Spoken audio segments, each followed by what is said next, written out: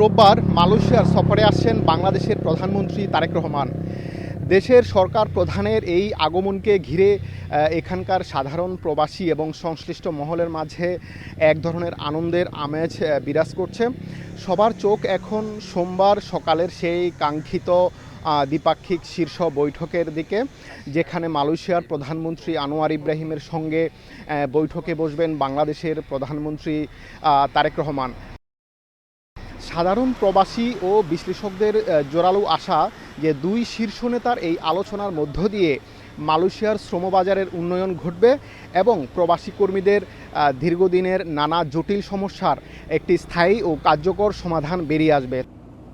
Malaysia 2030 সালের মধ্যে উচ্চ আয়ের দেশে রূপান্তরের যে লক্ষ্য নির্ধারণ করেছে, তার সাথে বাংলাদেশের এই নতুন সম্পর্ককে মেলানোর এখনই উপযুক্ত সময়।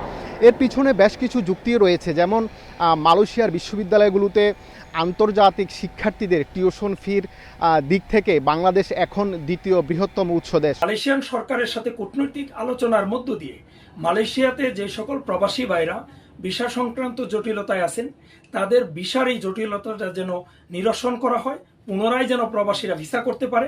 আমাদের মাননীয় প্রধানমন্ত্রী জনাব তারেক রহমান আগামীকাল মালয়েশিয়াতে আসছেন। আমরা তার আশাকে কেন্দ্র করে আশা করতে পারছি যে মালয়েশিয়ার শ্রমবাজার উন্মুক্ত হতে যাচ্ছে। এই বাস্তবতায় প্রধানমন্ত্রী আনোয়ার ইব্রাহিম বেশ কিছু যুগান্তকারী প্রস্তাব বিবেচনা করতে পারেন বলে মনে করছেন বিশ্লেষকরা, যার মধ্যে রয়েছে মালয়েশিয়ার প্রযুক্তি খাতের প্রকৌশলী সংকট মেটাতে বাংলাদেশের দক্ষ আইটি গ্র্যাজুয়েটদের সুযোগ দেওয়া এবং মালয়েশিয়ায় পড়ুয়া বাংলাদেশি শিক্ষার্থীদের জন্য পার্ট টাইম অথবা ফুল টাইম কাজের সুযোগ তৈরি করা, এবং পাশাপাশি দীর্ঘদিন ধরে মালয়েশিয়ায় কর্মরত অনিয়মিত বাংলাদেশি কর্মীদের যদি একটি সহজ প্রক্রিয়ার মাধ্যমে নিয়মিত করা যায়, তবে মালয়েশিয়ায় অর্থনৈতিকভাবে লাভবান হবেন। অনেক পাসপোর্ট জটিলতা থাকে, এটাও যদি আমাদের প্রধানমন্ত্রী একটু নজর দেয় বা আমাদের হাইকমিশনদেরকে একটু বলে দেয়, তাহলে এটাও হয়রানি হতে হবে না আমাদের প্রবাসীতে যারা বসবাস করতেছে। সবশেষে বলা যায় যে অতীতের স্থবিরতা কাটাতে এবং কূটনৈতিক আমলাতান্ত্রিক জটিলতার বাইরে এসে এই প্রস্তাবগুলোকে বাস্তবে রূপ দিতে একটি ডেডিকেটেড যৌথ দ্বিপাক্ষিক উপদেষ্টা বোর্ড গঠন করা এখন সময়ের দাবি, যেখানে আমলাদের পাশাপাশি দুদেশের অভিজ্ঞ শিক্ষাবিদ এবং নীতি বিশেষজ্ঞরা থাকবেন।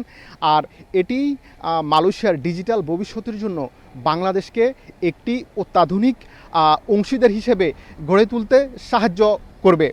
তো মালয়েশিয়া থেকে মোহাম্মদ আব্দুল কাদের, সময় সংবাদ।